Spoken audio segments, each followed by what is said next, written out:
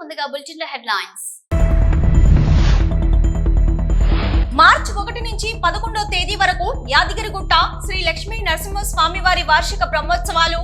ఆలయ కార్యనిర్వాహక అధికారి భాస్కర్ రావు వెల్లడి. ప్రజా సమస్యలను ప్రతిబింబించేందుకే ప్రతిపక్ష హోదా కోరుతున్నాం. ఎమ్మెల్సీ లేళ్ల అప్పిరెడ్డి. 1000 స్తంభాల గుడిలో మహాశివరాత్రి సంబరాలు. ప్రత్యేక పూజా కార్యక్రమాలు నిర్వహించిన ఆలయ అర్చకులు.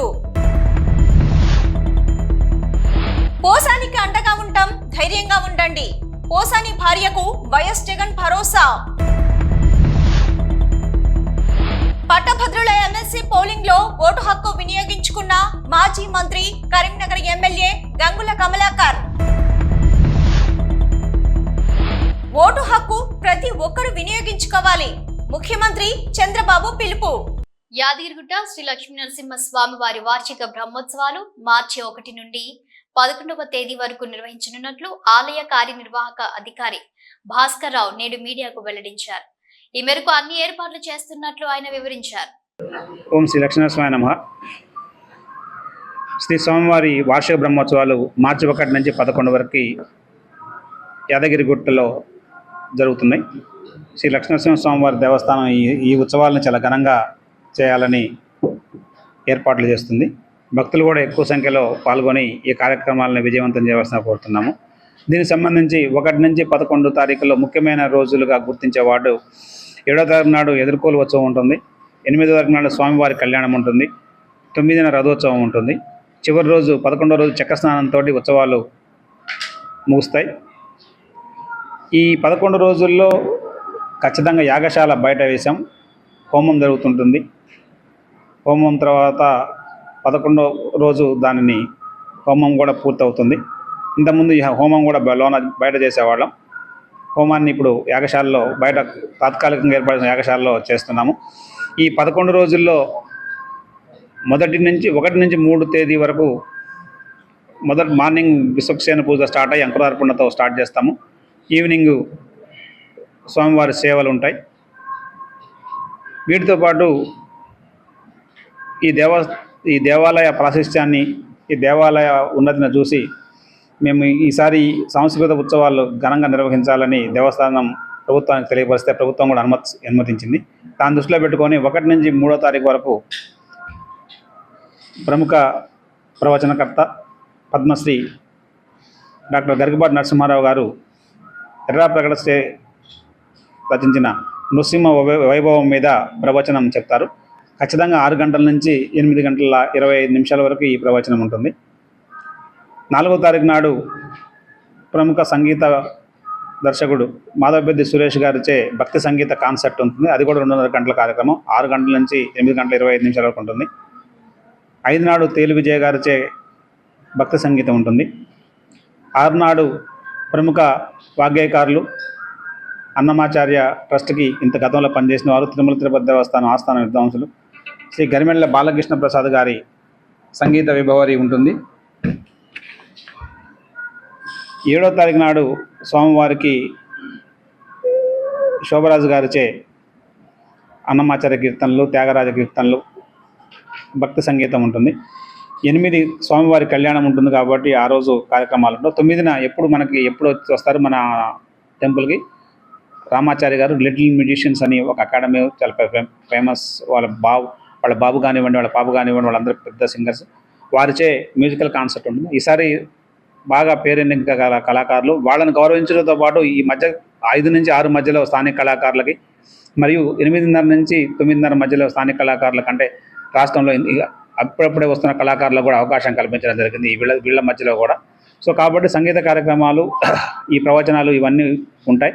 వీటికి కూడా భక్తులు ఎక్కువ సంఖ్యలో హాజరు కావాలి. దాన్ని దృష్టిలో పెట్టుకొని దేవస్థానం ఒక ప్రతిపాదన ప్రభుత్వానికి పంపుతుంది. మళ్ళీ ఈ కొండెక్కాలంటే టోల్ సమస్య ఉంది.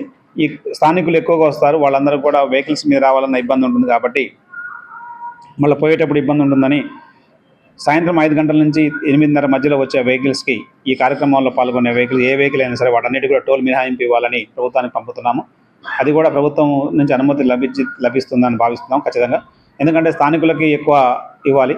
మళ్ళీ 500 రూపాయలు టికెట్ పెట్టుకొని వచ్చి అది రోజు వస్తే 11 రోజులు 5,500 రూపాయలు ఖర్చు వస్తుంది దేవస్థానానికి.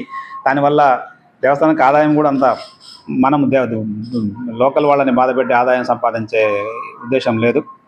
సో కాబట్టి ఈ కార్యక్రమాలు, ఈ బ్రహ్మోత్సవాలు ఉన్న రోజుల్లో ఈ 5 నుంచి 8:30 మధ్యలో కొంచెం గ్యాప్ ఇచ్చేసి టోల్ లేకుండా అందరినీ పంపించాలని, అప్పుడు పార్కింగ్ సమస్య రాకుండా పార్కింగ్ను కూడా కంట్రోల్ చేస్తూ పోలీసులకి ఇచ్చేసాం. బస్సులు కూడా ఒకవేళ అందరికి రిక్వెస్ట్ చేస్తాం, బస్సులలో వెళ్ళండి ఫ్రీగా, మళ్ళీ బస్సుల మీద వచ్చేదాం. బస్సుల మీద వచ్చేవాళ్ళు బస్సుల మీద వస్తారు, వెహికల్ తీసుకొచ్చుకుంటారు.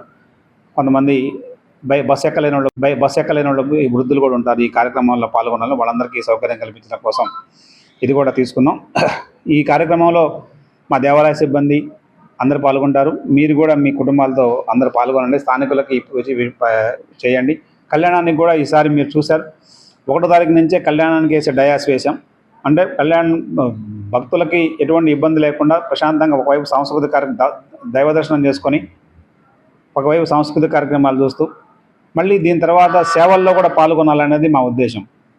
గతంలో ఒక 8-9 ఏళ్ల క్రితం సేవలన్నీ కూడా 8:30 తర్వాతనే స్టార్ట్ అయ్యాయి. ఎందుకంటే భక్తులందరూ కూడా సేవలు దర్శనానికి వచ్చిన భక్తులు ఈవినింగ్ ఉండేవాళ్ళు కాదు, ఎక్కువ స్థానిక భక్తులు పార్టిసిపేట్ అయ్యి ఈ సేవల్లో పార్టిసిపేట్ అయ్యేవాళ్ళు. ఇంతకుముందు గత 4-5 ఏళ్ల నుంచి 6కి 6:30కి తీయటం వల్ల స్థానిక భక్తులు ఇంట్లో పనులు చేసుకొని రాలేక అది కొంచెం ఇబ్బందిగా ఫీల్ అవుతున్నారు. ఈ సాంస్కృతిక కార్యక్రమాలు, స్వామివారికి నైవేద్యం అన్నీ అయిన తర్వాత 8:30కి సేవ బయలుదేరి 10 వరకు ఈ సేవని కంటిన్యూ చేసి సేవలో స్వామివారికి ప్రదక్షిణ చేసి ఆ సేవ ప్రాముఖ్యాన్ని భక్తులందరికీ తెలియపరిచి భక్తులకు కూడా ఆ సేవలో పాల్గొనే అవకాశం కల్పించాలని దేవస్థానం భావించింది. ఈ ప్రతిపాదనను కూడా ప్రభుత్వానికి పంపి దీన్ని కూడా తీసుకుంటున్నాం. ఇది ముఖ్యంగా భక్తులు ఎక్కువ పార్టిసిపేషన్ కావాలనే ఉద్దేశంతో ఈ సేవలను చేస్తున్నాం. ఒకసారి ప్రవచనం అయిపోయిన తర్వాత దాదాపు ఒక 2-3 వేల మంది భక్తులు ఉంటే ఆ 2-3 వేల మంది కనీసం ఒక 1000 మంది అనే ఈ సేవ ఉద్దేశం ఏంటి, ఈ సేవ ఎందుకు కడుతున్నాం, గరుడ వాహనం ఎందుకు వాడుతున్నాం, హనుమంత వాహనం ఎందుకు వాడుతున్నాం, ఈ వాహనాలన్నీ వాడిన ఉద్దేశం ఏంటి అనేది తెలియాలి. అందరం చూస్తున్నాం కానీ ఈ వాహనాల ప్రాముఖ్యత తెలియదు. ఇవన్నీ తెలుసుకోవడం కోసం ఈ కార్యక్రమం చేపట్టడం జరిగింది. కాబట్టి ఈ బ్రహ్మోత్సవాల్లో ఎక్కువ సంఖ్యలో పాల్గొని భక్తులతో పాటు స్థానికులు అందరూ పాల్గొని విజయవంతం చేయవలసిందిగా కోరుతున్నాము. ఓం శ్రీ లక్ష్మీనరసింహాయ నమః. వైఎస్ఆర్సీపీ ప్రధాన ప్రతిపక్షం అడగడంపై కూటమి నేతలు వక్ర భాషలు మాట్లాడుతున్నారు. ఎమ్మెల్సీ లేలా అప్పిరెడ్డి 40% ఓటింగ్ ఉన్న పార్టీ వైఎస్ఆర్ కాంగ్రెస్ పార్టీ. బాధ్యతాయుతమైన రాజకీయ పార్టీగా ప్రజా సమస్యలను ప్రతిబింబించేందుకే మేం ప్రతిపక్షం అడుగుతున్నాం. ప్రధాన ప్రతిపక్షంగా గుర్తిస్తేనే ప్రభుత్వాన్ని ప్రశ్నించే అవకాశం కలుగుతుంది అన్నారు లేలా అప్పిరెడ్డి. వాళ్ళు ఏం మాట్లాడుతూ ఉన్నారు, ప్రతిపక్ష హోదా కావాలట, ప్రజల మద్దతు లేదట. నేను సూటిగా అడుగుతా ఉన్నా, సీట్ల సంఖ్యాపరంగా 11 సీట్లు మాకు వచ్చున్నాయేమో, కానీ ఈ రాష్ట్రంలో 40% ప్రజానీకం వైఎస్ఆర్ కాంగ్రెస్ పార్టీకి అండగా నిలబడినటువంటి వైనాన్ని కూడా ఈ సందర్భంగా గమనించమని చెప్పి నేను కోరుతా ఉన్నా. మీరు అంటా ఉన్నారు ఏదో హోదాకు సంబంధించినటువంటి అంశాన్ని, అధికారాన్ని మేమేదో అనుభవించడానికి అడుగుతున్నట్లుగా ప్రజల్లో ఒక భావాన్ని తీసుకురావడం కోసం మీరు చేస్తున్నటువంటి ప్రయత్నాలను కూడా నేను ఖండిస్తా ఉన్నా. ఇవాళ వైఎస్ఆర్ కాంగ్రెస్ పార్టీ ప్రధాన ప్రతిపక్షంగా గుర్తించమని అడుగుతున్నామంటే, ఎందుకంటే అసెంబ్లీలో చూసుకుంటే అధికార పక్షం, ప్రతిపక్షం మాత్రమే ఉంది. అధికార పక్షంలో తెలుగుదేశం పార్టీ, జనసేన, భారతీయ జనతా పార్టీలు ముగ్గురు కూడా ప్రభుత్వంలో భాగస్వాములుగా ఉన్నారు. ఇక 4వ పార్టీ వైఎస్ఆర్ కాంగ్రెస్ పార్టీయే. అందుకే వైఎస్ఆర్ కాంగ్రెస్ పార్టీ ప్రభుత్వాన్ని నిలదీయడానికి సంబంధించి, ప్రభుత్వం తప్పులు చేస్తుంటే ఎత్తి చూపడానికి సంబంధించి, ప్రజా సమస్యల్ని ప్రతిబింబించడానికి సంబంధించి ఇవాళ ప్రధాన ప్రతిపక్షంగా గుర్తించమని చెప్పి మేము కోరుతా ఉంటే దానికి వక్ర భాష్యాలు మాట్లాడుతూ ఉన్నారు. మాకు అధికారమే కొత్త కాదు. మా నాయకుడు ఈ రాష్ట్రంలో 5 సంవత్సరాల పాటు ముఖ్యమంత్రిగా పనిచేసినటువంటి పరిస్థితులున్నాయి. అంతకుముందు కూడా ప్రధానమైనటువంటి ప్రతిపక్ష నాయకుడిగా పనిచేసినటువంటి పరిస్థితులున్నాయి. మేము అధికారం కోసం ఆరాటపట్ల మీరిచ్చే జీతబత్యాలో లేకపోతే మీరిచ్చే కారులో హోదానో అట్టి కోరుకోవటంలా. ఇవాళ మేము ఆశించేది, ఆలోచన చేసేది ఒక బాధ్యతాయుతమైనటువంటి రాజకీయ పార్టీగా, 5 సంవత్సరాల పాటు ఈ రాష్ట్రాన్ని పరిపాలన చేసినటువంటి రాజకీయ పార్టీగా, ఈ రాష్ట్రంలో ప్రజలకు ఉన్నటువంటి సమస్యల్ని ఎప్పటికప్పుడు ప్రభుత్వం దృష్టి తీసుకెళ్లాలా, ప్రభుత్వం చేసే తప్పుల్ని ప్రజల దృష్టికి తీసుకెళ్లాలా ఆలోచనతో ఆ విధమైనటువంటి రీతిలోనే ఇవాళ ప్రధానమైనటువంటి ప్రతిపక్షంగా గుర్తించమని చెప్పి కోరుతా ఉన్నాం. హోదా గురించి మేము ఆరాటపడతలా. ప్రతిపక్షంగా మాత్రమే గుర్తించాలని కోరుతా ఉన్నాం. ఎందుకంటే ప్రధాన ప్రతిపక్షంగా గుర్తిస్తే నిన్న చూశారు అసెంబ్లీలో 17 మంది వైస్ ఛాన్సలర్ని బలవంతంగా రాజీనామా చేస్తే ఆ రాజీనామాకు సంబంధించినటువంటి అంశాన్ని ప్రభుత్వం దృష్టికి తీసుకెళ్లి ప్రభుత్వాన్ని నిలదీసినటువంటి పరిస్థితులు ఉన్నాయి. 4 లక్షల మంది ఉద్యోగాలు ఇచ్చామని చెప్తే ఎక్కడిచ్చారని అడగడానికి మాకు అవకాశం ఉన్నటువంటి పరిస్థితులు. అంటే సమయం ఉంటే, మాకు సమయం ఇస్తే ఈ రాష్ట్రంలో తెలుగుదేశం ప్రభుత్వం కూటమి నేతలు చెబుతున్నటువంటి అబద్దాలని ఎత్తి చూపడానికి అవకాశం ఉంటుంది. దానికోసమే వైఎస్ఆర్ కాంగ్రెస్ పార్టీ మా ప్రీతమ నాయకులు జగన్మోహన్ రెడ్డి గారు ప్రధాన ప్రతిపక్షంగా గుర్తించమని కోరుతున్నారే తప్ప ఏదో హోదాకు సంబంధించి కాదన్న అంశాన్ని కూడా రాష్ట్ర ప్రజానికం గమనించాలని చెప్పి నేను ఈ సందర్భంగా విజ్ఞప్తి చేస్తా ఉన్నా. పదే చెబుతా ఉంటారు 10% సీట్లు రావాలి, 10% సీట్లు రావాలి. ఏం చెబుతోంది చట్టం? 1977 1977 పార్లమెంట్ యాక్ట్ చెబుతా ఉంది. సంఖ్యతో సంబంధం లేదు. ఆయా సభల్లో ఉన్నటువంటి ప్రధానమైనటువంటి రాజకీయ పార్టీలను దృష్టిలో పెట్టుకుని, ఎందుకంటే ఒక పక్క అధికార పక్షం ఉంటే మరో పక్క ప్రతిపక్షం ఉంటుంది. చట్టం చాలా స్పష్టంగా చెప్తా ఉంది. మేమేదో ఈ చట్టాన్ని అడ్డం పెట్టుకుని కూడా అడగట్లా. మాకు కావలసింది, మేము చేయవలసింది ఒక్కటే, ప్రజల గొంతుగా వైఎస్ఆర్ కాంగ్రెస్ పార్టీ ఉండాలా. ఎందుకంటే ఈ ప్రభుత్వం ప్రజల గొంతుకుని నొక్కడానికి, తొక్కడానికి ప్రయత్నం చేస్తున్నటువంటి పరిస్థితులు ఉన్నాయి. అందుకే ప్రజల గొంతుగా వైఎస్ఆర్ కాంగ్రెస్ పార్టీ ఉండాలా. అందుకోసమే అసెంబ్లీలో వైఎస్ఆర్ కాంగ్రెస్ పార్టీని ప్రధానమైనటువంటి ప్రతిపక్షంగా మేము కోరుతా ఉన్నాం. నిన్న చూశారు మండల్లో మేము మా సభ్యులు అడిగినటువంటి ప్రశ్నలకు కనీసం సమాధానాలు చెప్పలేక నీళ్లు నమిలినటువంటి పరిస్థితి. సాక్షాత్ ముఖ్యమంత్రి గారి కుమారుడు సైతం కూడా. వరంగల్ హన్మకొండలోని కాకతీయుల కాలం నాటి అతి పురాతన దేవాలయం 1000 స్తంభాల గుడిలో మహాశివరాత్రి పర్వదినాన్ని పురస్కరించుకొని ఈ రోజు ఉదయం నుండి ఆ పరమశివునికి ప్రత్యేక పూజా కార్యక్రమాలను నిర్వహిస్తున్న ఆలయ అర్చకులు మరియు అధికారులు. ఆ పరమశివుని దర్శించుకోవడానికి వరంగల్ నలుమూలల నుండి అధిక సంఖ్యలో పాల్గొంటున్న భక్తులకు ఎటువంటి ఆటంకాలు కలగకుండా అన్ని ఏర్పాట్లు చేసిన ఆలయ అధికారులు.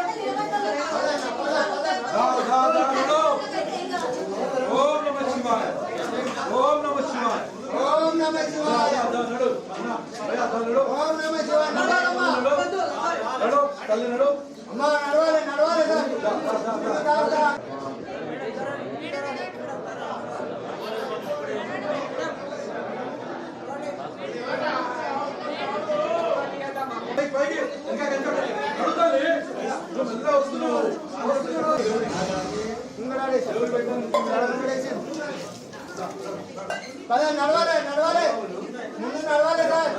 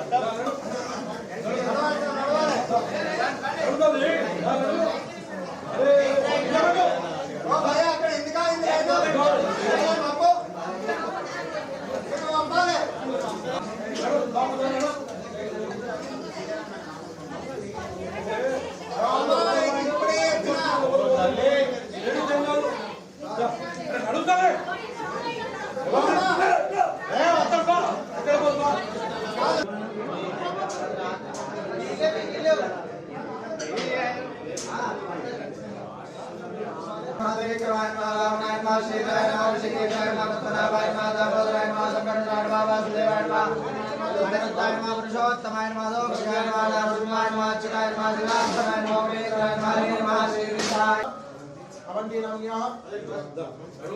निर्वाकर गोत्रस्य साई स्वरूप नमदेस्य अस्मरा अस्पष्टवपुर्तराभ्यां अगेन्द्रगणाभुषगेतनाभ्यां नमो नमः शंकर पार्वती अस्मरा अस्पष्टवपुर्तराभ्यां अगेन्द्रगणाभुषगेतनाभ्यां नमो नमः शंकर पार्वती ध्यान తర్వాత పోసారు ఓ నమో భగవతే కాలాగ్ని రుద్రాయ నీలకంఠాయ మాతృదేహాయ సర్వే నమస్తమే ప్రవేశమే రాజమే దత్తాయమే క్షేమస్తమే త్రిదిష్టమే విశ్వమే మహత్తమే సంమిచ్చమే జ్ఞాత్రచమే సూష్టమే ప్రసూష్టమే దీనగతమే రసమే ఉదంతమే స్మిందమే నావయతమే దీవాదష్టమే దీర్ఘాయ విదంతమే విదంతమే సుగంధమే కరుణావతారం సంసారసారం భుజగేంద్ర భవాని సహితం నమామి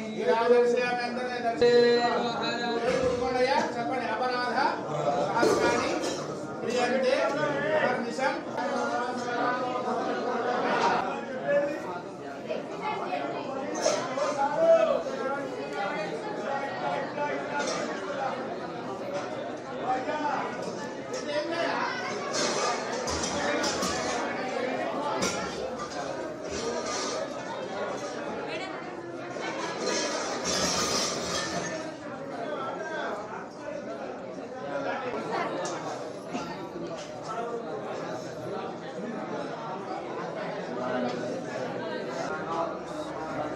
పోసాని కృష్ణమురళి అరెస్ట్ కావడంతో పోసాని భార్యతో ఫోన్లో మాట్లాడి ధైర్యంగా ఉండాలని చెప్పారు మాజీ ముఖ్యమంత్రి వైఎస్ జగన్. గత 9 నెలలుగా కూటమికి ప్రభుత్వం వైసీపీ నాయకులపై అవలంబిస్తున్న చర్యలను అందరూ గమనిస్తున్నారని, ఎవరూ భయపడవద్దని, వైఎస్ఆర్సీపీ వారికి అండగా ఉంది, చట్టపరంగా కూటమి ప్రభుత్వాన్ని ఎదుర్కొంటామని చెప్పారు వైఎస్ జగన్.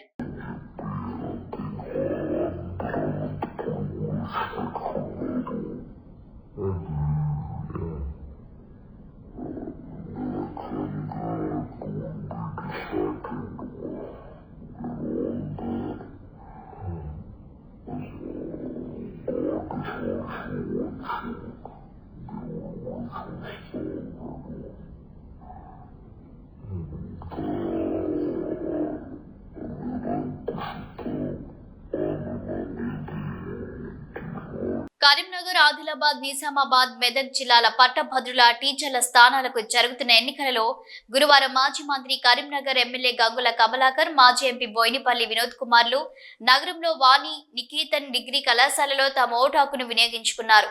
ఉదయం 11 గంటలకు వారు కళాశాలకు చేరుకుని ఓటేశారు. పట్టభద్రుల ఎమ్మెల్సీ ఎన్నికల్లో ఆంధ్రప్రదేశ్ ముఖ్యమంత్రి నారా చంద్రబాబు నాయుడు తన ఓటు హక్కును వినియోగించుకున్నారు. ఎవరైనా ఇంకా ఓటు వేయకపోతే వెంటనే పోలింగ్ కేంద్రానికి వెళ్లి మీ ఓటు హక్కును వినియోగించుకోండి విజ్ఞప్తి చేశారు. చంద్రబాబు బాధ్యత గల పౌరులుగా ఓటుతో మంచి సమాజానికి బాటలు వేద్దామని తెలిపారు నారా చంద్రబాబు నాయుడు.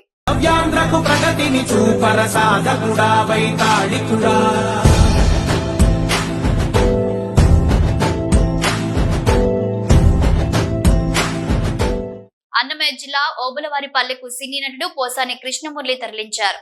నిన్న రాత్రి గచ్చిబౌలిలో పోసాని అరెస్టు చేసిన పోలీసులు ఓబులవారిపల్లె పోలీస్ స్టేషన్ కు తీసుకువచ్చారు. ఉదయం రైల్వే కోడూరు ప్రభుత్వ ఆసుపత్రిలో పోసానికి వైద్య పరీక్షలు నిర్వహించి వైద్య పరీక్షల అనంతరం కోర్టుకు పోసానిని హాజరుపరిచారు. చంద్రబాబు, పవన్ కళ్యాణ్, నారా లోకేష్ పై అనుచిత వ్యాఖ్యలు చేశారంటూ ఫిర్యాదులు రావడంతో పోసాని కృష్ణమురళిని అరెస్ట్ చేశారు.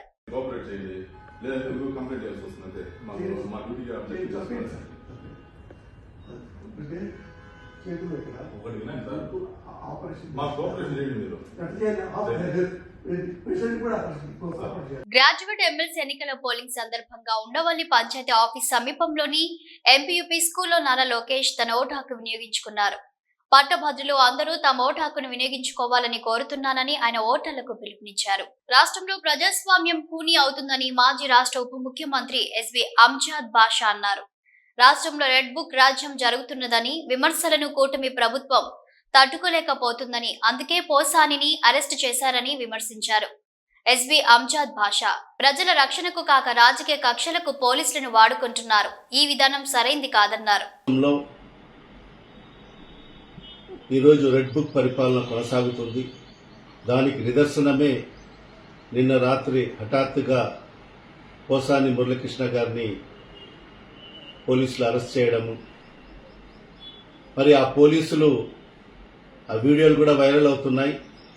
ఆ పోలీసులు వచ్చి మేము అనంతపురం నుంచి వచ్చాము అని చెప్పి ఒక నోటీస్ కూడా ఇవ్వడం జరిగింది. నిజంగా ఆ నోటీస్ చూస్తే 27వ తేదీ అరెస్ట్ చేసినట్టుగా మరి ఆ నోటీస్లో పొందుపరచడం జరిగింది. 27వ తేదీ అనగా ఈనాడు రాత్రి 8:45 అరెస్ట్ చేశామని చెప్పి ఆ నోటీసులో పొందుపరచడం జరిగింది. మరి ఇలాంటి చర్యలు కేవలం ఈ కూటమి ప్రభుత్వంలోనే జరుగుతాయని చెప్పి కూడా దీనికి నిదర్శనం. తీరా అది చూస్తే ఆ నోటీసులో చూస్తే మరి సంబేపల్లికి సంబంధించి మరి అన్నమయ్య జిల్లాకు సంబంధించిన పోలీసులు మరి ఆయనకు అరెస్ట్ చేయడం నిజంగా చాలా బాధాకరమైన విషయము, చాలా దుర్మార్గం అని చెప్పి కూడా ఈ సందర్భంగా తెలియజేసుకుంటున్నాను. ఎందుకంటే పోసాని మురళీకృష్ణ గారు ఎప్పుడు కూడా డిబేట్లలో న్యాయపరంగా, చట్టపరంగా, మరి అదేవిధంగా ఈ ప్రభుత్వం గత ప్రభుత్వం చేసిన ఏదైతే ఉన్నాయో మరి ఈనాడు ఈ ప్రభుత్వం చేస్తున్న నిర్వాహకులను ప్రజలకు స్పష్టంగా తెలియజేస్తున్నందుకు మరి ఈరోజు ఈ కూటమి ప్రభుత్వం మరి వాళ్ళు ఏదైతే చెప్పినట్టుగానే రెడ్ బుక్లో ఏదైతే ఆయన పేరును పొందుపరిచిన తర్వాత మరి ఈరోజు అధికారంలోకి వచ్చిన తర్వాత మరి ఆ రెడ్ బుక్ పరిపాలనను కొనసాగిస్తూ మరి ఈరోజు వైఎస్ఆర్ కాంగ్రెస్ పార్టీ నాయకులను, సానుభూతి పరులను మరి అక్రమైన కేసులు బనాయిస్తూ మరి వాళ్ళను అరెస్ట్ చేస్తూ మరి వాళ్ళకు రిమాండ్లకు పంపిస్తున్న పరిస్థితి ఈరోజు మన అందరికీ కూడా తెలిసిన విషయమే. మరి ఒకటే నేను ఈ కూటమి ప్రభుత్వంలో మరీ ముఖ్యంగా ముఖ్యమంత్రి చంద్రబాబు నాయుడు గారికి మరి అదేవిధంగా ఉప ముఖ్యమంత్రి పవన్ కళ్యాణ్ గారికి నేను ఒకటే కోరదలుచుకున్నాను. మరి మీకు మీ ప్రభుత్వం అధికారంలోకి వచ్చి మరి ఈరోజు ప్రజలకు ఇచ్చిన మాటలు ఏమైపోయాయి? మీరు ప్రజలకు ఇచ్చిన హామీలు ఏమైపోయాయి? మరి ఆ హామీలు నెరవేర్చాలని ఏ కోశాన మీకు లేదు, చిత్తశుద్ధి లేదు. పేద ప్రజలకు మరి అదైతే బడుగు బలహీన వర్గాలకు, మైనార్టీలకు మీరు ఇచ్చిన హామీలేంటి? మరి ఈరోజు ఈ 9 నెలల కాలంలో మీరు ఆ ఇచ్చిన హామీల్లో ఎంతవరకు హామీలు నెరవేర్చి ప్రజలకు మేలు చేశారో ఒకసారి ఆలోచన చేసుకోండి, ఒకసారి ఆత్మ విమర్శన చేసుకోండి. ఒక మంచి పరిపాలన ఈ రాష్ట్ర ప్రజలకు అందిస్తారని చెప్పి ఆలోచన చేసి ప్రజలకు మీకు పట్టం కట్టడం జరిగింది.